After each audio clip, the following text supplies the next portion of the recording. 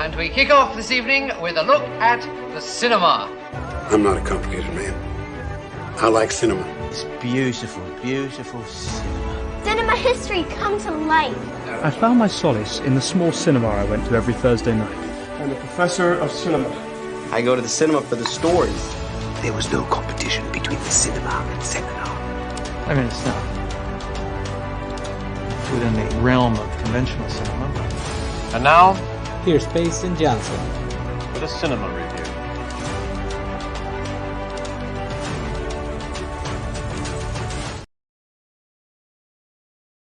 Welcome everybody back to Cinemaster's Reviews. My gosh, do I love that intro. I'm not sure if I gave proper thanks last week, but thank you so much, Nazario Montenegro, for making that super awesome intro. Love that there's a Boogie Nights reference in there. Everyone knows how much I love Paul Thomas Anderson. Gonna give people a few seconds to get in.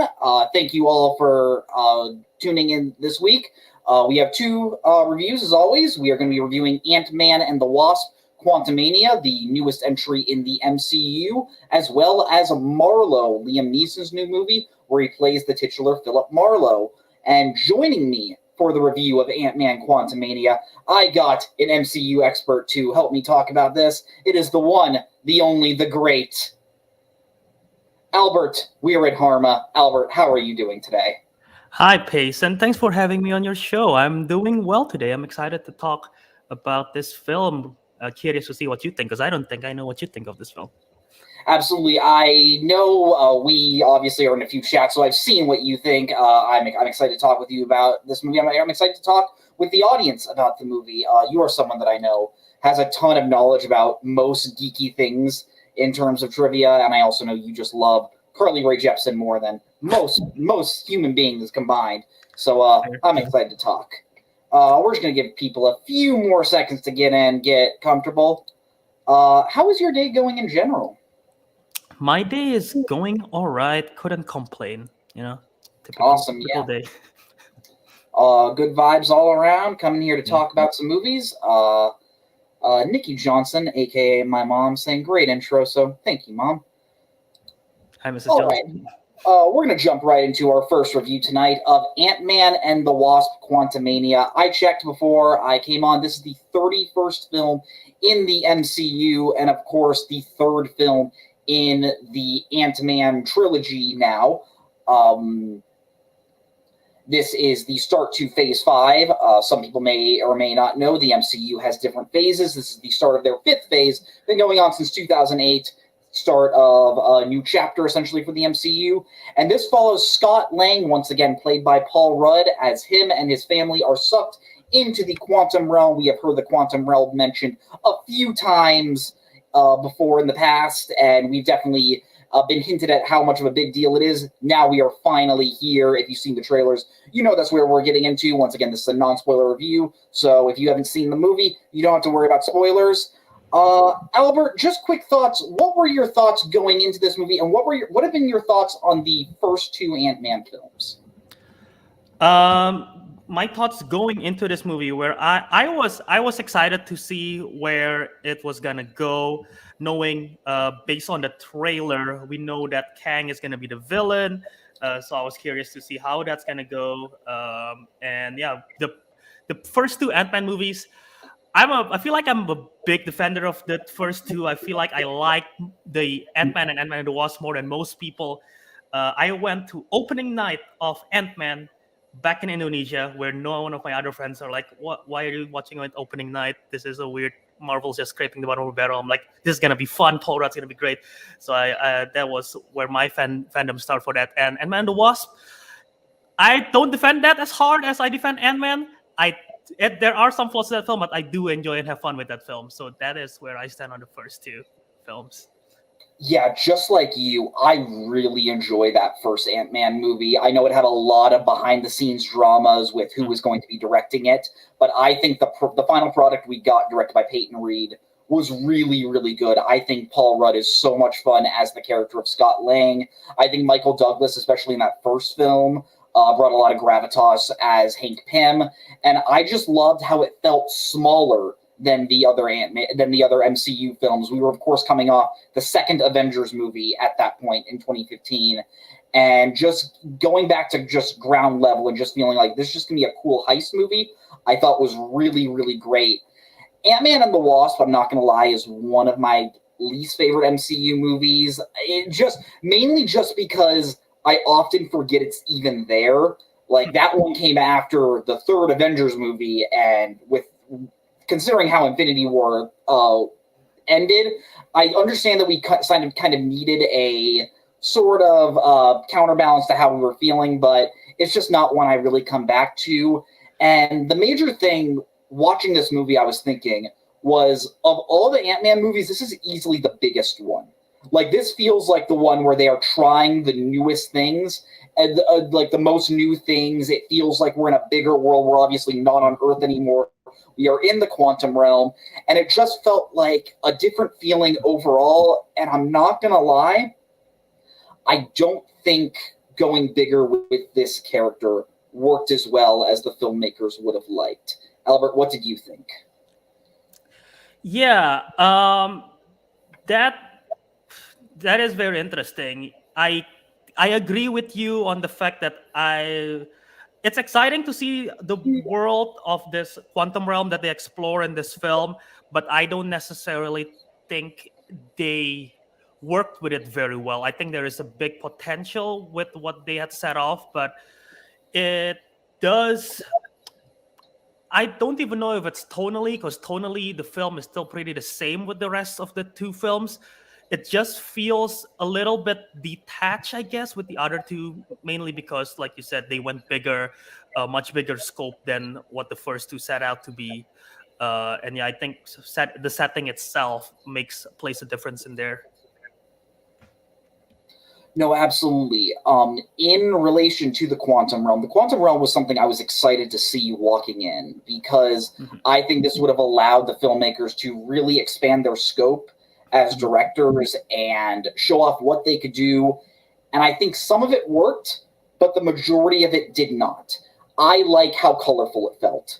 It gave this movie a look, and it makes it very defined, and I did really, really enjoy that.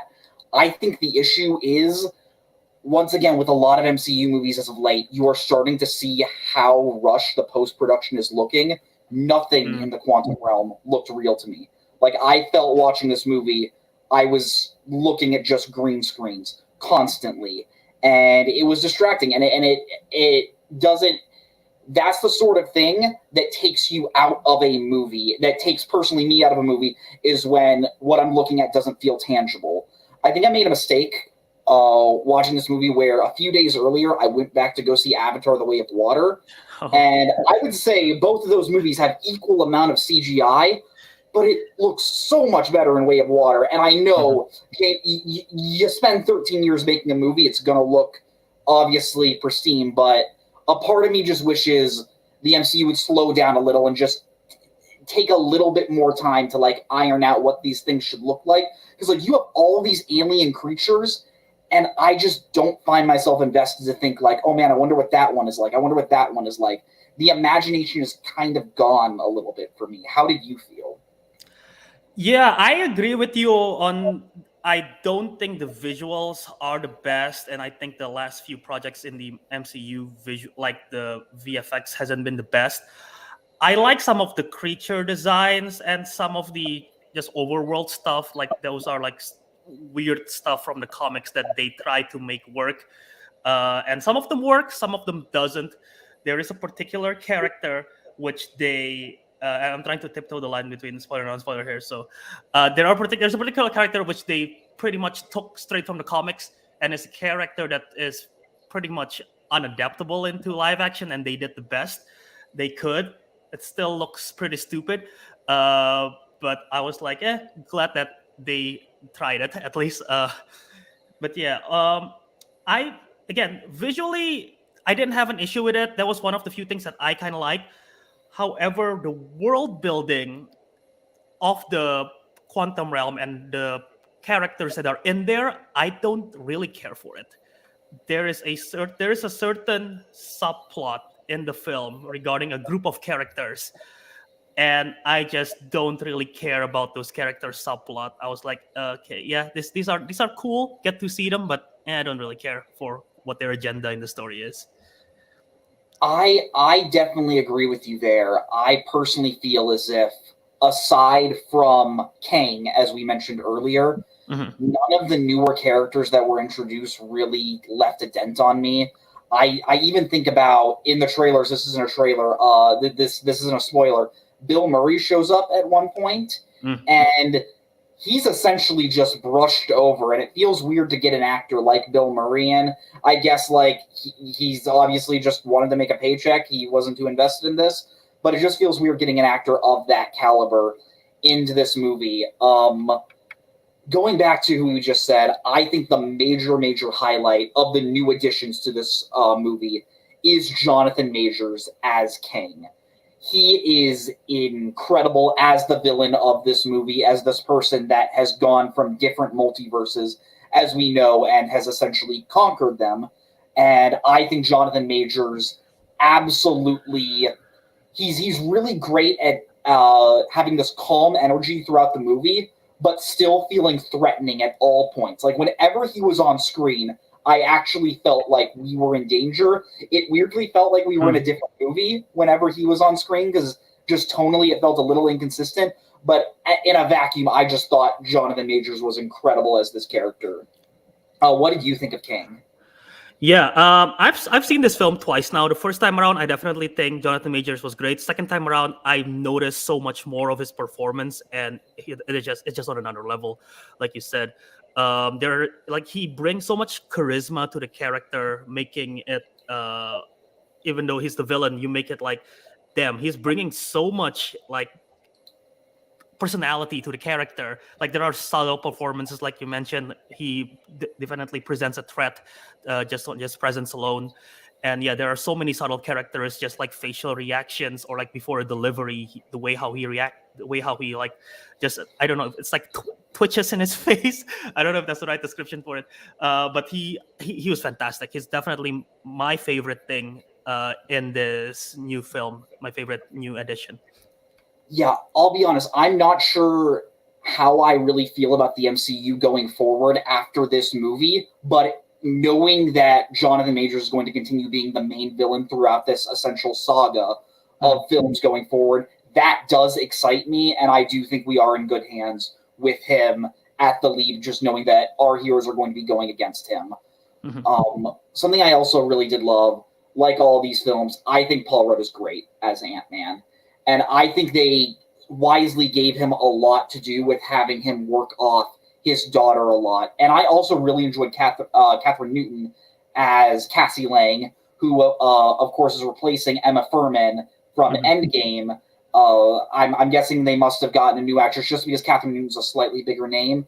But going back to Paul Rudd, I just love how he definitely understands who Scott Lang is supposed to be. He's kind of a slacker, kind of just happy-go-lucky guy, but when it's time to get serious, when it's time to save the world, and especially if you come between him and his daughter, that is when he is the most concerned, and that is when he is willing to take things seriously.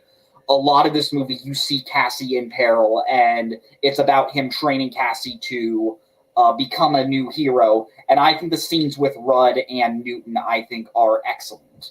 What did you think about those scenes, Albert? I agree as well. I think Rudd shines the most, especially during moments where he's protecting Cassie. He feels like he needs to protect Cassie. Those moments from his performance definitely shines the most. I like Catherine Newton in this new role, obviously a returning character. There are certain moments in the film where I kind of feel that they are lacking chemistry sometimes, but it doesn't happen too often where it doesn't bother me too much. But I like the energy that she brings, and I'm excited to see where they take her character as well. Especially, this film is very much, she's starting off to be a hero. There's lots of learning curves, and like I like those moments where she's like still learning and Paul Rudd's teaching her and everything like that. Yeah, one of my favorite things in comic book movies is watching heroes learn to be heroes and like learning like new combat techniques, learning how to use their abilities. I absolutely love that sort of stuff. And I think when we got those things, that's when I really liked their story a lot. You say there were definitely some times when the chemistry felt off, and I definitely think that's fair. I honestly think a big part of that is they are filming on a giant green screen set, and some actors can do that. I think of Bob Hoskins and Who Framed Roger Rabbit, who will make that entire world feel real because of how good his performance is, and some people just can't. I think of the prequel films, where just so many of those actors just didn't know how to deal with an entirely CGI set. When it comes to the other characters, you have other returning characters such as Hope Van Dyne as the Wasp, played by Evangeline Lilly. You have Michelle Pfeiffer as, I'm blanking on her character's name. Janet. Yeah, Janet Van Dyne. And you have Michael Douglas. I think Michelle Pfeiffer, this movie gave her a lot more to do, and I think she really benefits. On the other hand, this movie is called Ant-Man and the Wasp: Quantumania. I've seen a lot of people just calling it Ant-Man Quantumania, and I'll be honest, I think a large part of that is because the Wasp feels completely forgotten in this movie. This movie gave Evangeline Lilly, it feels like nothing, and with her being like the secondary character to this film, it feels weird to just brush past her. How did you think about the other characters, Albert? I thought Evangeline Lilly was fine. I agree. I don't think her character got to do that much in this film. Ironically enough, Janet, who is the original Wasp, have a lot more to do in this film, and I think her performance is great. I think the writing around her character and the writing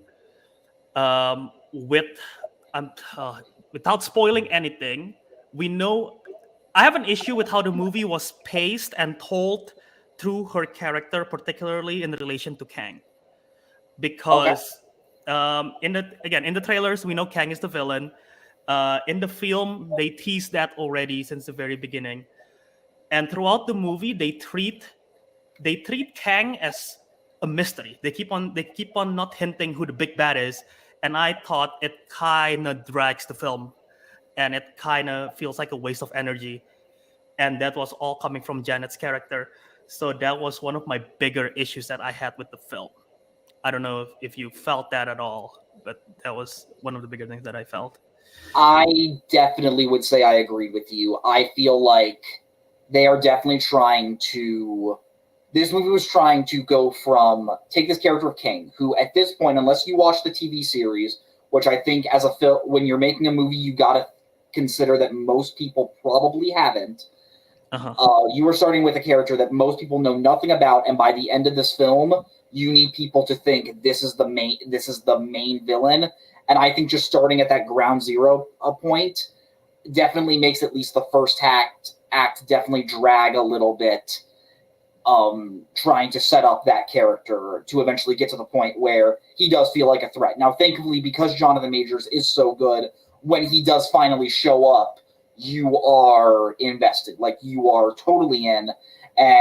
But just getting to that point, I definitely do feel your frustrations as well, where it's just like, okay, let's keep going. And I think I would have appreciated it more if I enjoyed the new side characters more, which I unfortunately don't. And I think it's just the fact that I think this movie has a lot of attempts at weird types of humor that I just wasn't into. There's one joke I love, and without spoiling, it involves a character not understanding a language. That, I think, was a joke with a lot of really good payoff. It involves a certain ooze, if you will. I quite enjoyed that. But another joke that I just hated, that it kept going back, there was a character, I actually wrote the character's name down. The character's name is Veb, voiced by David Dastmalchian from The Suicide Squad and Dune. If you've seen movies like that, he's like the weird-looking guy. And it's just about him being fascinated with humans having holes. That's it. It's a blob of goo that is just obsessed with humans having holes. And I'm like, why do we keep coming back to this? And just moments like that just sort of frustrated me. Did those moments get on your nerves? Once it keeps coming back, that particular joke they're talking about, it doesn't get to my nerve. I was like, I just didn't find it funny. I was like, okay, that's all right. But the first time around, I thought it was funny, like when they first did the joke. But there are a lot of supporting characters in this film. One particular as well, William Jackson Harper, I believe is his name, from The Good Place. Yes. I thought his character, similar like Bill Murray's, was pretty wasted in the role as well. Could have been anyone really playing that role. But yeah, that's that. Yeah, and you alluded to it earlier. I don't want to spoil too much, even though it was in the trailers. This movie does have a secondary antagonist that helps Kang, and without spoiling, it may be one of my least favorite things in the MCU thus far. When you finally realize what it is so stupid and laughable. And I'm not sure if the movie was in on the joke because no one wants to admit it. Like, no one's like, you look dumb when it does. And it didn't work for me. I know that comic character is really, really tough to pull off on screen. But as just a film watcher, and I'm just there to enjoy the movie and enjoy and evaluate it on its own merits, it just did not work for me. Yeah. And outside of just visually, I thought that character, especially with by the end of this film, what the arc of that character is, it is one of the dumbest thing I've ever witnessed, I've ever seen. It's like, where did that come from? It doesn't make sense. They try to play it off as a joke. It doesn't work at all. I wouldn't even say like where did it come from. I knew where it was coming from the second it was planted, and then 10 seconds later, when they try to fulfill on that, it tries to be a giant moment, and I'm just like, you don't get to have that moment. Like, I'm sorry, that's just dumb, and you gotta try harder when it comes to that sort of thing. When it came to the third act as a whole, I know some people have an issue with certain third acts in MCU movies. How did you feel about this one? That is probably my biggest issue with the film as a whole. The third act, the action was fine. There are some stunning visuals, but the action was fine. But in a storytelling sense, it was very unsatisfying. There are certain things in the MCU when it comes to the third film in a trilogy, which they usually do. They didn't in this one, and maybe that's just my expectations playing into it. But outside of that, I thought, again, it was very disappointing. They definitely have some form of Deus Machina going on in this film, and even though they try to explain it a little bit, I still don't really buy it or care for it too much. Yeah, it was a letdown of a third act. It just doesn't. I just was not fulfilled by what happened in the third act.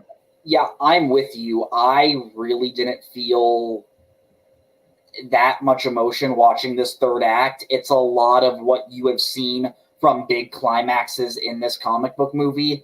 And I think the issue was, maybe I was just setting myself up for failure at this point, but I thought with introducing someone as Kang, by the end we would have had a sort of, maybe not like a total like Infinity War or Empire Strikes Back ending of like, oh crud, we are completely screwed.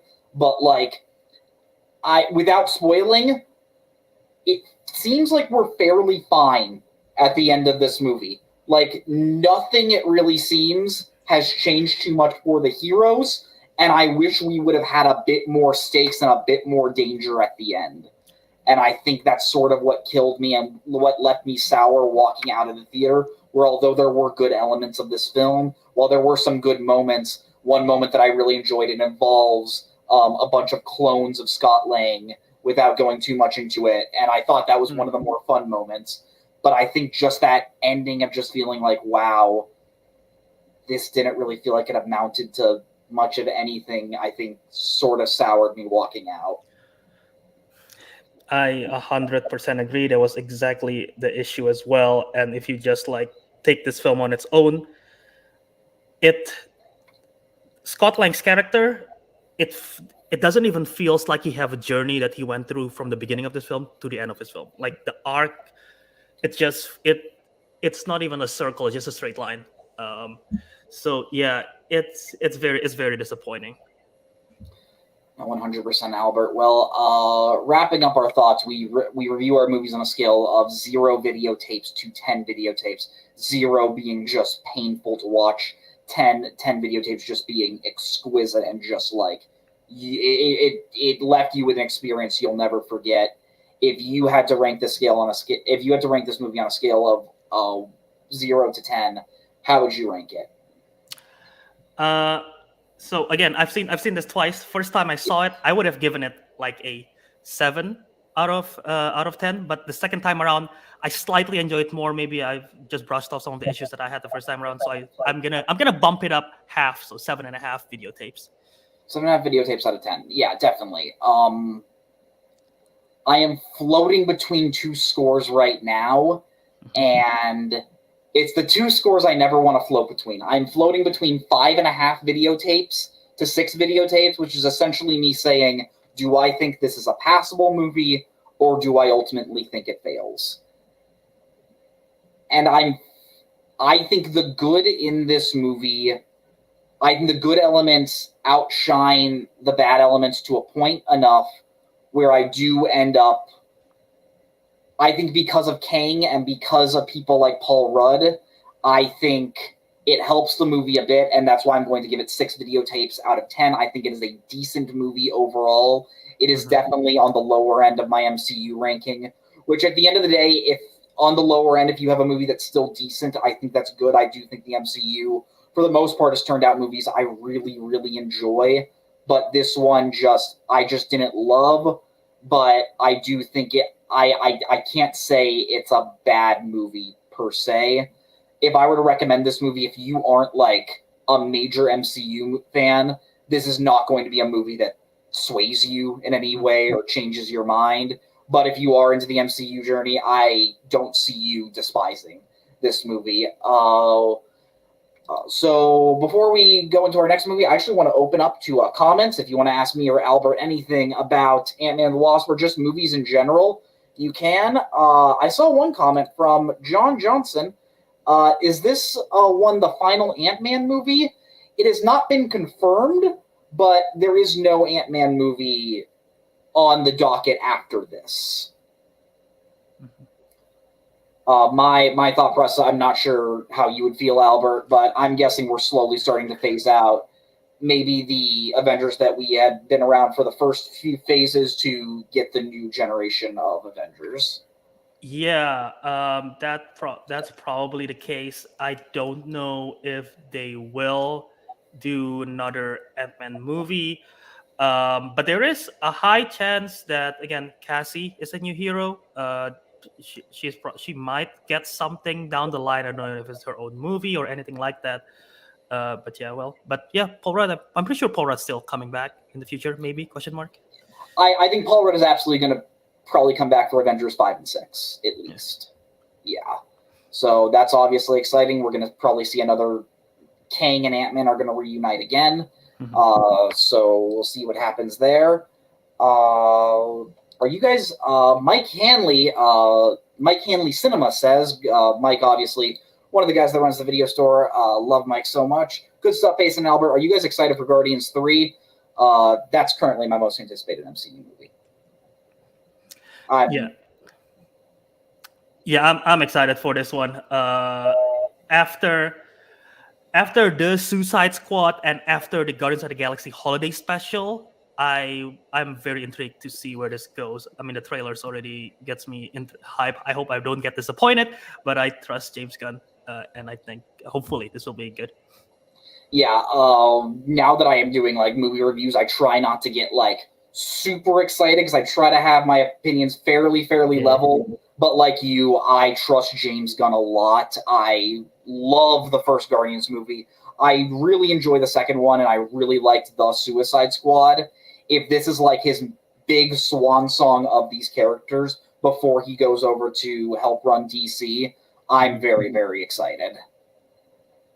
Yeah.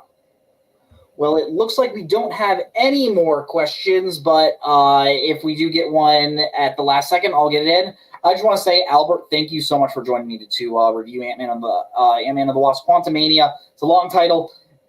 Take me a bit to say, but just got to get out sometimes. Thank you so much. It was a ton of fun having you on the show. I'll make sure to get you on again.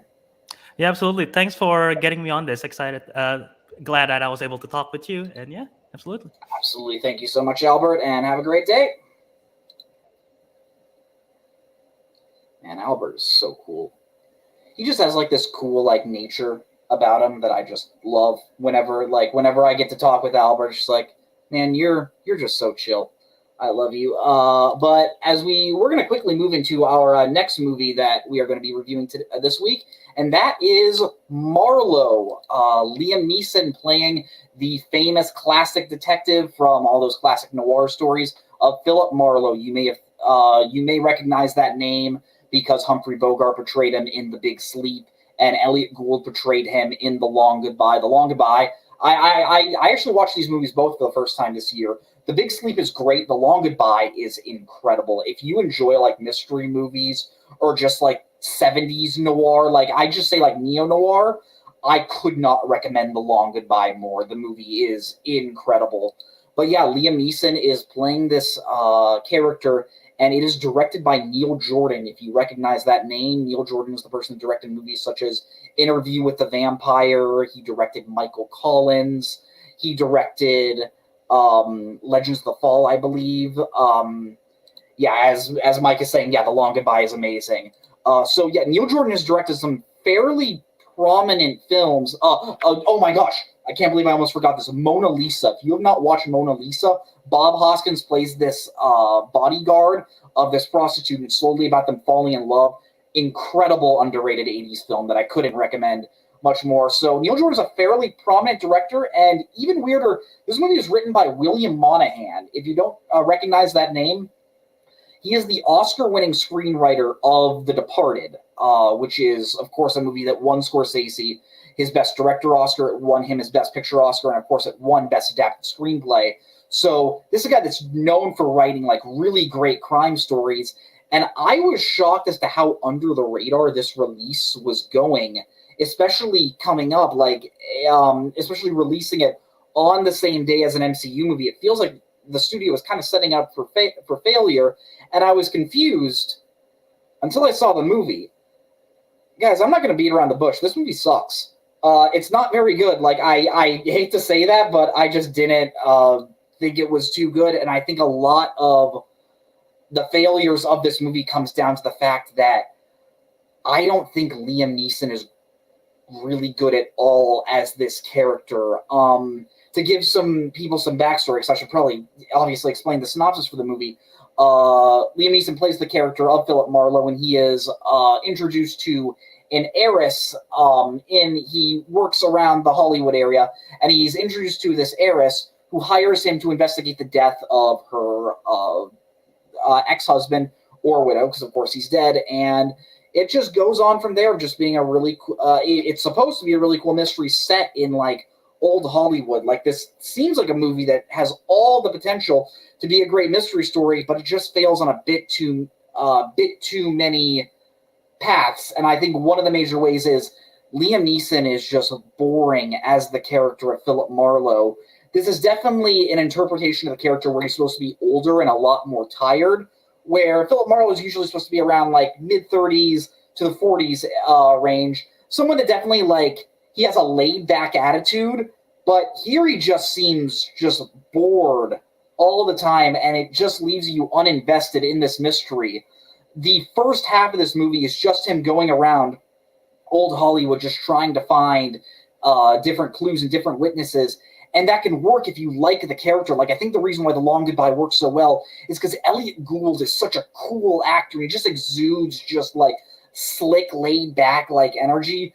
And here it just does not work. And there was definitely a few times where, like, there's this scene where Philip Marlowe gets into a fight, which, good God, like, 70-year-old Liam Neeson, the man could still kick my butt, but it is funny watching him try to have an action scene because it's edited in such a quick, fast-paced way to show that you are watching a 70-year-old in these fight scenes. And after he gets done, he's like, man, I'm getting too old for this. So it definitely acknowledges that he's older, but you still got to be interested in the character. Diane Kruger plays the woman who hires him onto this case. She's honestly just not that interesting either. There is an older character in this movie played by Jessica Lange. She is fantastic, and she can play this like seductive older women. Like she can play those parts in her sleep. Like I love Jessica Lange to pieces. She's excellent in so many movies, whether it's Tootsie or whether it's on TV with A Few Betty and Joan. She's excellent. But yeah, throughout the movie, you're just introduced to more and more characters. One character that I just did not enjoy, he was played by Alan Cummings, and I have no idea what Alan Cummings was doing. Like, you would think that he had been cast in a noir parody because he's literally talking like, "Oh, well, Marlowe, you think you're going to find what I'm doing? My men are out here." And it's just like, it feels like a cartoon whenever he is on, and it just ripped my investment out of the movie. As the mystery unfolds, I'd say it gets a little bit more interesting in the second half because that's where the reveals start happening with who characters are like related to and how their involvement in the murder of this man essentially comes to be. And it eventually gets to a slightly more interesting place, but the finale of this movie, without spoiling, it ends in a shootout, and the shootout just is not shot too well. Neil Jordan, unless I'm forgetting something, he hasn't really directed too many action movies, and it definitely came across here. And the final reveal of this movie, it almost kind of ends in a non-ending, where just one character says, like, "Yep, I did something," and Marlowe's just like, "Yep, okay, just gonna go on living my life." And it definitely feels as if they were trying to set this up, that Neeson would be playing this character going forward. But judging by how this movie did at the box office, I don't know anyone that really saw it aside from me. And judging by the quality of this movie, I don't think we're going to be seeing another installment with Neeson as the character. And honestly, I don't think that would be really too much of a loss. I love Liam Neeson. I love when he has these like early in the year action movies. Like, I'm a big defender of Nonstop, the one where he was on a plane taking out guys left and right. And of course, Taken is one of the best like early year action movies of all time. But this was a weird swing for him, and I just don't think it worked. Some of the technical aspects are nice. I thought the costumes were, of course, great. They really captured that early Hollywood period. And, of course, that era of Hollywood, I'll always admit I'm a sucker for, but this movie just didn't work for me.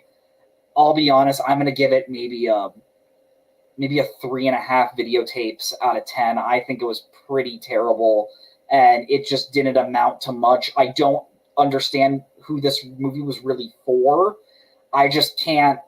When I sit here after the review, I always try to think like if who I would recommend go see this movie, and unless you are just a complete like fiend for movie mysteries and murder mysteries like this movie's gonna have nothing for you. And you can get this type of story in so many better movies than this one. I hate dissuading people from just saying like you shouldn't see this movie, but it really just doesn't give too much give too much back to the audience. So yeah, I'd go 3.5 out of 10. I believe 3 episodes in, the lowest score I've given. So yeah, take that as you will. So yeah, those are our 2 reviews for this week. Before I head out, I'm just going to open it up to questions and comments one more time. Just if you want to ask me about any of the movies that we saw recently, if you want to just say, how's your day going? Just keep it movie related. Keep it just entertainment related. I'd love to see how you guys are doing before we head out. Today, actually, I went to go see the Oscar-nominated shorts, the animated ones. I always love doing that. This is my 2nd year in a row trying to see the shorts because thankfully the Academy puts those in theaters every year. And I'm trying to finally make it a point to what would be John Johnson asks, what would be a similar movie that you think does this idea much better? Late last year, there was a really cool murder mystery called See How They Run, and it's actually set in England, and it involves like the British theater, and I think that does this topic in a much more fun way. And just if you just want a better like murder mystery, the 70s version of Murder on the Orient Express or Death on the Nile, I think, are great mysteries to watch, and I think just do these ideas just better. And of course, like I said, if you haven't seen The Long Goodbye or The Big Sleep, I would recommend either of those, or honestly, just watch more like film noir. Like, I'm watching Chinatown for the first time, either this week or next week, and I'm very excited for that. It's always a fun genre, and yeah, there are tons more movies out there. I should start doing that each week. I should try writing on a list, and like, if you liked this movie, watch this movie, or even if you didn't like this movie, watch this movie for a better idea. So thank you, John. I think that's definitely a good idea. Mike asks, do you enjoy Liam Neeson more as an action star or a dramatic actor? That is a great question. I think it's just because of my age and just thinking of how I've grown up with him. I think I just like him more, a little bit more as an action star. I believe the first time I saw him would have been as Henry Ducard in Batman Begins, and I love him as Ra's al Ghul, or you know, screw it. I'm going to say Ra's al Ghul because that's how you should pronounce it. I'm sorry, Christopher Nolan, but it's Ra's al Ghul. It's not Ra's, it's Ra's. But yeah, I think I like him a little bit more as an action star. I loved him in Taken. I loved him in Nonstop. I think The Commuter is a weird, guilty pleasure of mine. I enjoyed him in Run All Night. I enjoyed him in the movie Walk Among the Tombstones, which kind of combines both his action stuff and his dramatic stuff. But like, when it comes to him as a dramatic actor, like, Schindler's List is one of the greatest films of all time. Like, that is his best performance. So I would hope he doesn't stop doing stuff like that, because I do think he is great in those types of movies. But yeah, it looks like that is all the questions and comments we have. Thank you all so much for watching Cinemaster's Reviews this week. Joining me for episode 3 weeks in a row. We're doing well. Join me next week for reviews of the new action movie Cocaine Bear and the new period drama Emily. I can actually announce this now. It's the first time I can do this. I already have a guest locked for Cocaine Bear. Joining me to review Cocaine Bear next week, I have the great, the one, the only Bill Carriola, Bill Philadelphia Carriola, one of the most fun people, as far as I'm concerned, in this community. Just has weird movie taste and just watches these weird out there movies. The second I saw this trailer and the second I got the Mike and Nazario came to me with this idea for the show, I was like, if I can do guests, I want Bill on to talk about Cocaine Bear. So join me next week at the same time to talk about that movie. Oh, it looks like we have one more comment.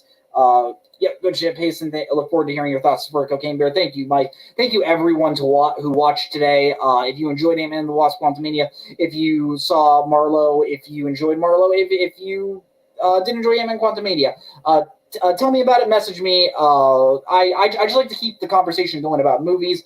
And thank you once again for coming on to Cinemaster's Review. Thank you for watching the Video Store. Watch every show the Video Store does. Buy their shit. I will always plug that. I don't try to be too profane, but I do have to say the catchphrase of the Video Store: buy their shit. And see you next week.